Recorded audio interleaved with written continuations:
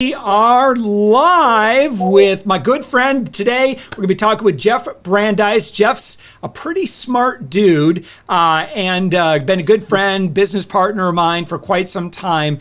And Jeff, you do some really important work within organizations, and we'll talk about that quite a bit. But before we get into this, we're going to talk about kind of personality. Assessments. We're going to talk about why that's so critical in a workplace environment, and we're also going to talk about as a leader. So if you're a business owner, business leader, you got people that you work with.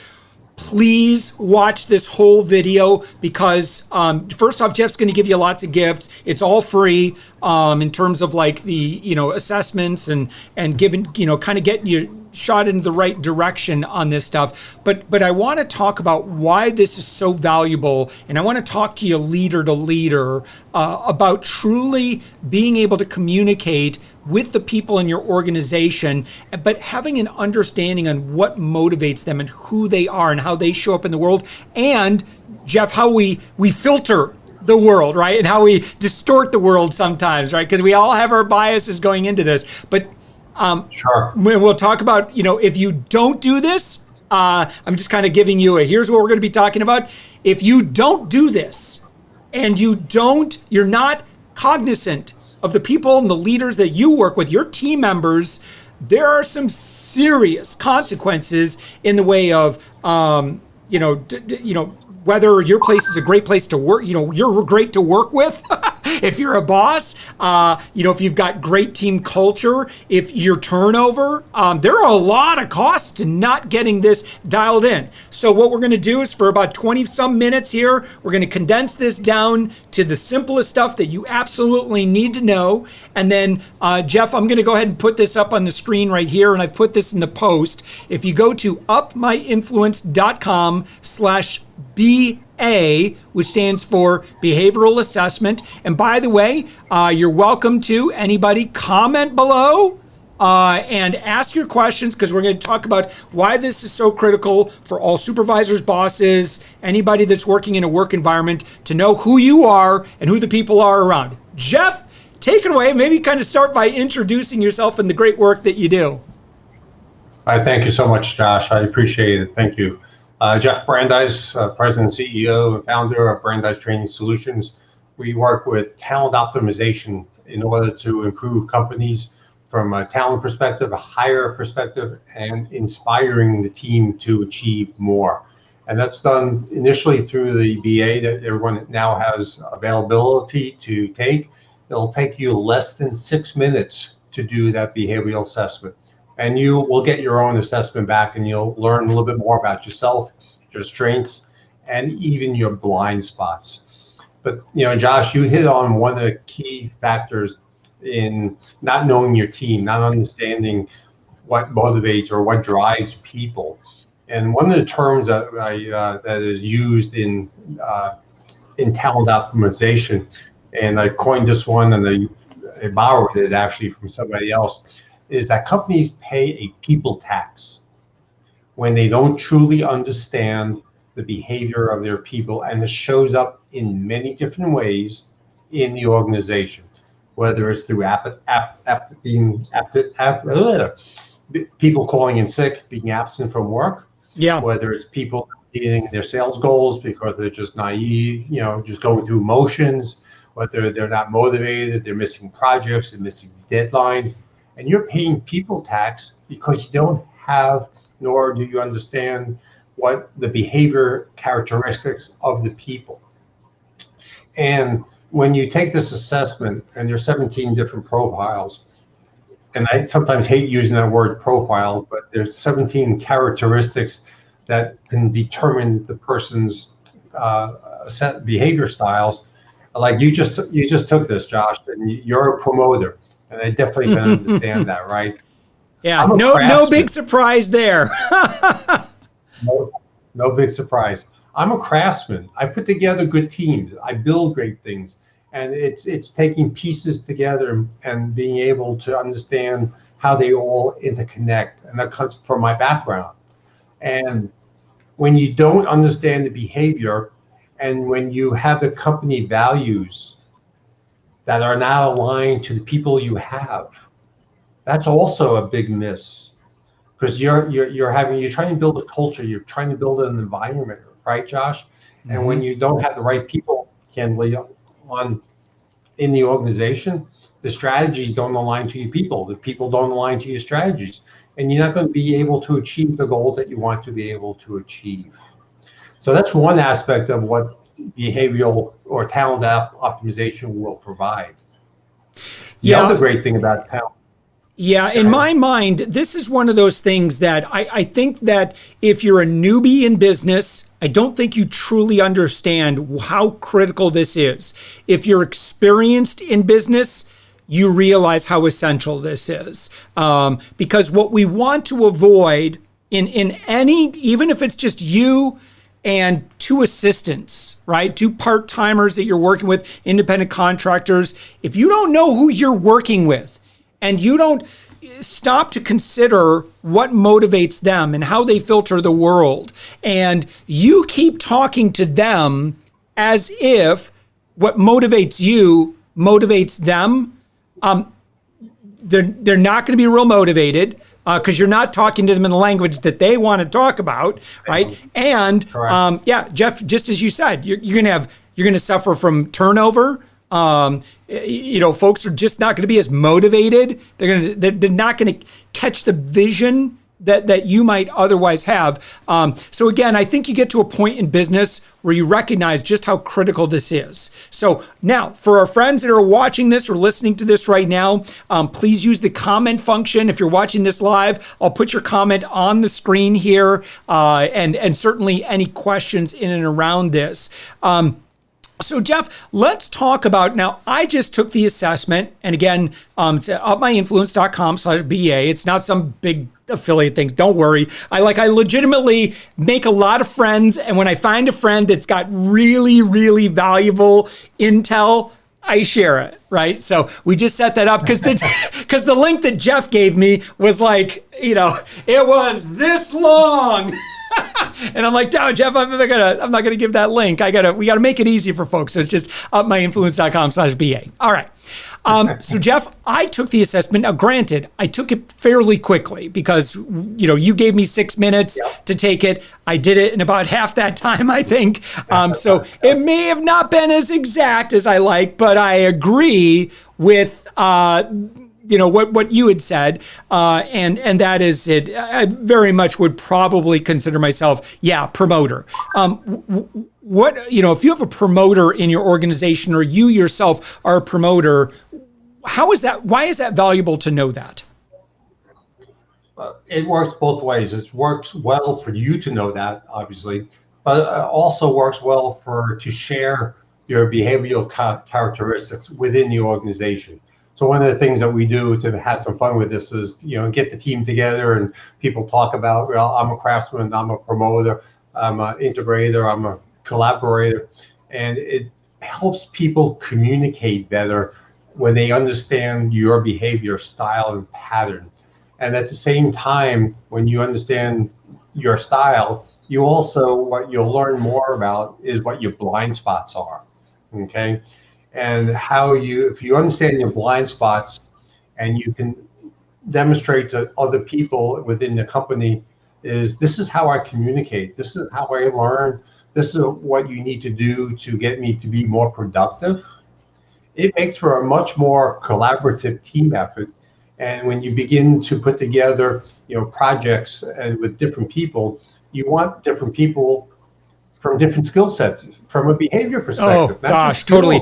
Hiring? Yeah. If I know, Jeff, if I'm a promoter, but I'm not a very good operator, for example, and I don't know what the personality types or not the behavioral assessment types, right, that would follow being a great operator. But I can tell you that Elisa, our director of operations, Amanda, who is phenomenal, oversees all of our account managers, orchestrates all the build outs. They're very good at details and getting details done and not letting things fall through the cracks. And they're very they have high standards for themselves. I could just tell you, and I'm sure there's definitely some differences in each of them. But oh my gosh, for someone like me, what a godsend to be able to work with Elisa and Amanda and all of our other account managers. They're amazing at what they do, and they fill in my gaps.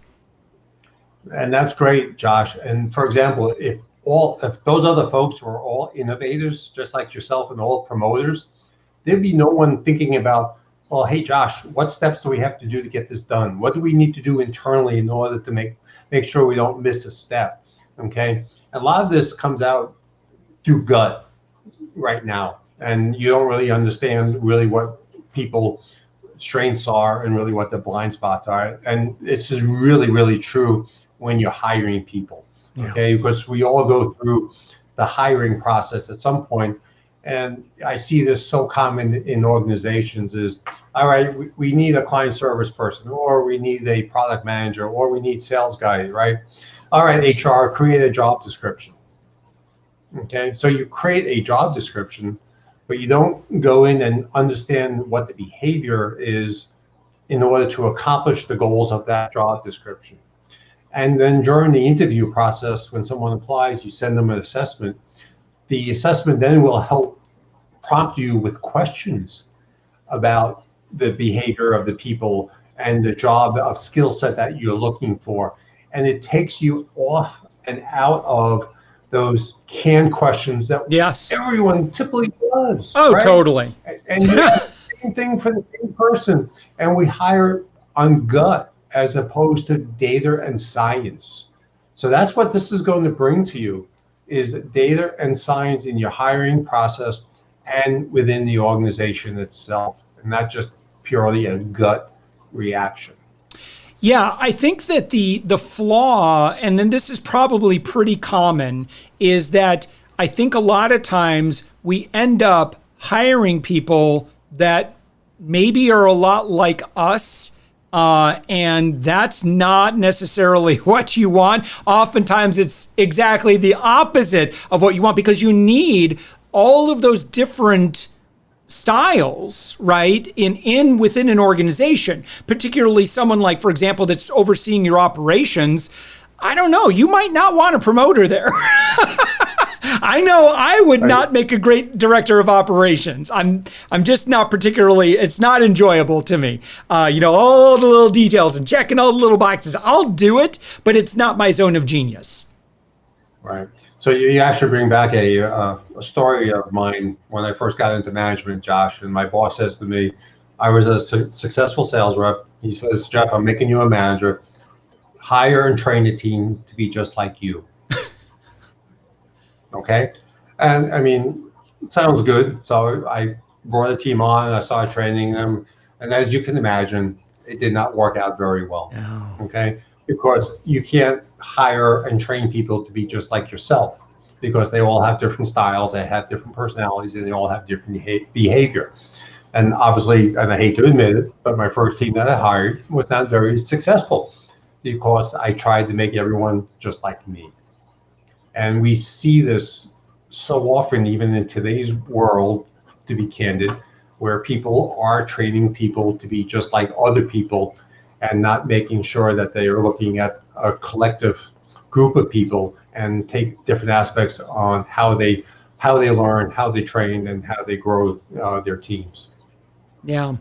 Yeah, for sure. So Jeff, just, again, the test, just so you know, it's all myinfluence.com/BA. I took it. It took me about 3 minutes. I suggest you take 6. Think about it a little bit more than I did perhaps. And how does the test work? The tests it's based upon data and science of answering, it's two styles. It's how people perceive you and how you perceive yourself. Yeah. Okay. And then when you see the results you get, there's also a third one, which is a combination of the two.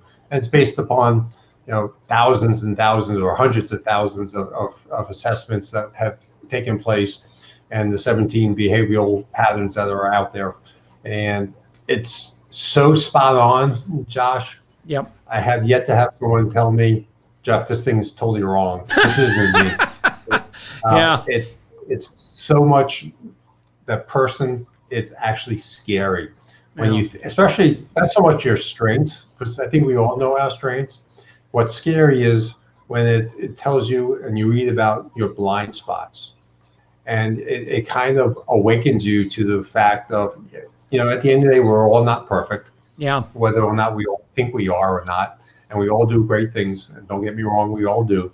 But how you work with your blind spots and how you coach people, and if you're in a company and you begin to understand and create a career path for the people based upon the behavior and what they need to be able to move forward in the organization, that's what the power of what this is really helps you with from growing people, not in turning of having that turnover to sue me. I mean, right now we're coming out of an area of really where people are getting back into jobs. Sorry about the And dogs. and some of us are still working. Some of us work from home, and we've got doggies in the background. What's your doggie's name? I have two. One's Bailey and one's Blue. Bailey and Bailey's Blue. Bailey and Blue. Yeah, we have Big B and Little B, as I phrase it. But as we're coming out of what we're into from the COVID size, and we're getting back to more normalcy, people have been what I'll call job sleeping.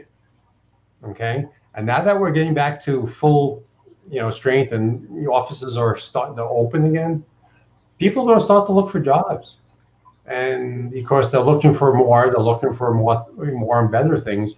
And if you don't keep your key people and you don't consistently monitor them, coach them, grow, and provide them that career path, they will leave.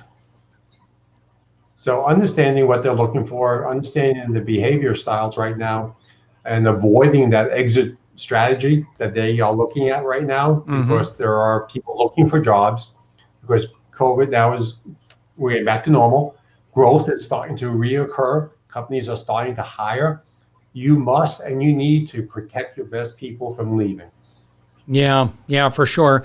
Hey, Jeff, so obviously, kind of taking a look at, if I score high as a promoter, what that means is there's certainly areas I'm really good at, but I fully acknowledge, like, there's things that are in my zone of genius, and then there are things I'm like, look, I don't enjoy it. I'm not particularly great at those things. What do I do with that information? Or like maybe like what about, someone who scores high as a promoter, what should I do about that? Some of the things you can do is you can look at really ways that you might want to improve yourself, candidly, from taking classes, going out for guidance or continuing education, or looking at ways to be able to, make yourself stronger, which is something that we all should do. Okay, and it's one of those things, if you're willing to change, adapt, and grow as an individual, understanding those blind spots of what you're not totally good at, that you can use self-improvement on. It's great to know personally, but it's also great from a company perspective, in that if you are an employee and they consider you to be a valuable employee, then they will help you in those areas to help you grow and expand your horizons. I mean, we're not going to be great at everything. You're a promoter. You may not be that process guy at the end of the day. You just don't enjoy it, and that's okay. At the end of the day, we all have our strengths and we want to focus in. But there's one or two things that really hit you. And hey, I know I could do this. I know I can enjoy it. It'd be great to be able to expand my capabilities and have this in my career. So I will go out, take a class, get some continuing education, or be able to read a book, or some self-help, videos that are available online. Yeah, excellent. All right, so Jeff, talk to me about the difference between the behavioral assessment and the talent assessment. So if someone's like listening to us right now, they're like, yeah, this is great. How do each of those work? Like, how are you willing to work with people? And at what point are you going to ask for their credit card? So what I would do is, what I'll ask of, if you're a leader of a team, okay, and you got employees, I need 6 minutes of their time and then 1 hour of yours. And what that 1 hour will be is a talent strategy session. We will look at the data, we'll look at the science of your people, and then we'll come up with a game plan in order to make them stronger and understand the true dynamics of your team. At that point, we'll have a decision, okay? You want to work further together in order to really understand how we can grow the team, how we can assess the team, how we can actually work as a unit to be able to, inspire them, grow them, create that collaboration, and really understand how the strategy of the company can fit with the behavior of the people. And that's the point where I'll use your term, well, I'll ask you for your credit card. Or if you're about to go hire 30 people, right? Wouldn't it be great to have software that can actually match your behavior of what you want and not go through 100 resumes, and the software will actually stack rank the top candidates for you that you should focus in on and interview. That will be a tremendous time saver for your HR department or for you, because you'll know your ideal candidates based upon how they scored or ranked in the behavioral assessment aspect of things.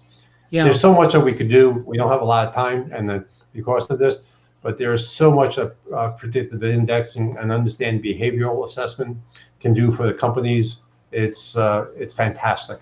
Yeah, tell me a little bit more about how you become a in your consulting work, right? So when you're working with a company, like how you're working with the director of operations or HR director or the CEO, like how do you work together on an ongoing basis? So typically these would take on a life of, let's say, 90 days or more to work together in order to implement a predictive index in the organization, in the company, in order to set it up, in order to understand how to read and interpret the behavioral reports, how to communicate and discuss from a manager to an employee in order for them to understand how to be able to coach and guide and be able to create a hierarchy for the manager to understand their employees. So it's really a training coaching environment to make your team stronger and better in not only their work-life balance, but their behavior styles and understanding how to get the most out of PI. I mean, if you're paying this people tax that we talked about earlier, Josh, you're paying $10,000. You're paying $100,000. Think about what it costs a company to hire a wrong employee. Yep. You keep that employee on board for 6 months, and I'm not just talking W-2 or what you're paying that person, okay? It's training, it's productivity or loss of productivity. It could be a loss of client, it could be a loss of sales, it could be, just, benefits as well. So, I mean, you think about that, $50,000 employee, $100,000 employee, it's 1.5, 2 times whatever you're paying them. Yep. Easy. Oh my gosh. No, it sucks losing a key employee. It really, really sucks. It's one of the most painful, disruptive things that you can experience. If we're doing, as business leaders, if we're constantly, living, a SWOT analysis, we're updating that. Man, if you don't have, lost a key employee in your threat box, that probably should be near the top, because there's nothing that could disrupt income, operations, sale. I mean, it can disrupt so many things when you lose someone important like that. And we want to avoid that. Jeff, I see you as kind of a little bit of a, not just an insurance policy, but a service to help reduce that from happening. And again, thank you so much. Again, I'll kind of let you kind of take it home here. But again, you're willing to do a free behavioral assessment, a free talent assessment. So, and so how many employees would that be? I'd be happy to take one of your teams. Okay. So if you have a team of 6, a team of 12, plus the manager, it really doesn't matter as far as I'm concerned. Okay. Yeah. I mean, I'm not. It's not going to be a team of 100 because that's obviously going a little overboard from Yeah. from a team perspective. It's got to be, within the management realm of, of an employee to a manager relationship. Okay. So, but it's so helpful, so enlightening, and I'd be happy to, where you can do the assessment. You want to have a further conversation with me, I'd be happy to do that as well. You can go to speakwithjeff.com. There's links to my calendar. Find some open time. Let's have a conversation. No credit card required for this, so I'll let you know that. I'll use Josh's terms. So Jeff's a good guy. Yeah, you and I have been friends for a good 6-8 months now, and we've done some great business together. I appreciate you. You're good people. So I've got my assessment. I'm going to get this to Elisa, Amanda, maybe a couple of our other key Some leaders. have already taken it, Josh. What's that? Amanda has already taken it. Oh, okay. All right. Good. Has already taken it. Yeah. So, yeah. All right. Excellent. So we'll have a separate conversation later. So that's wonderful. All right, Jeff Brandies, again, BrandisTrainingSolutions.com. What was it? Speakwithjeff.com? Yes, I like that. That's a cool domain name, speakwithjeff.com. Or if you want that direct link to the assessment, again, that's at upmyinfluence.com/BA, just BA. Stands for Behavioral Assessment. Jeff, this has been fantastic. Any final closing thoughts here? Well, first, thank you so much for having me here, Josh. I truly appreciate it. The closing thoughts is your talent, your team, your people are the most costly thing you have in your company. And it's an investment for you to keep them, to hire right, hire smart, and to continue to inspire them to bigger and better things. Awesome. I love it. Jeff Brandies, thank you so much for joining us. Thank you, Josh. Appreciate it.